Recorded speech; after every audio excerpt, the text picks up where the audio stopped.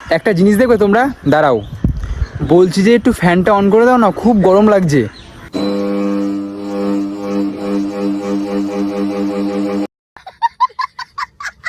আরে কোথায় যাব সেটা বড় কথা নয়, আজকে আমি প্রথম গেট রেডি করব। ভালো হয়, এখনো টাইম আছে, ভালো হয়। এবার সুমি সন্ন্যাসে নেমেই যাবে। আর বলো না কাকিমা তোমার মেয়ের কথা, তোমার মেয়ে তো সব জায়গায় পড়ে গেছে, শুধু ওই জায়গায় একটু ঝুলেছিল।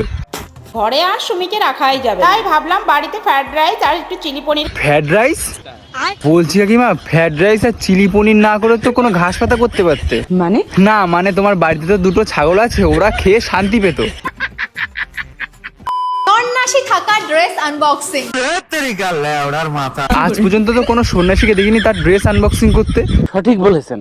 আর যারা এটা ভেবেছো যে সন্ন্যাসী থেকে আমি মেকআপ করেছি, আবার সন্ন্যাসী হয়েও মেকআপ করছে, এদেরকে কি বলবো? আমি তো বলবো এরা বেগুনের বাচ্চা। তুমি ফুচকা খেতে খেতে হৃদয়কে বলছে, হৃদয় মনে করো আমরা বাইরেই খাবার খাচ্ছি। আরে কাকিমা ওটা ওদের পরে ছেড়ে দাও না, মেয়ে জামাইয়ের মধ্যে তুমি কেন ঢুকছো? হৃদয় সুমিকে বললো, সুমি বলল। কাকিমা বলছি যে ওরা কি বলে সেটা ওদের চ্যানেলে আমরা ভালো করে দেখতে পাই, তোমাকে আর নতুন করে কিছু বলতে হবে না। আজকে আমি যাব ধনত্রাসের কেনাকাটা করতে। আরে কাকিমা কার ধন ত্রাস করে ফেললে?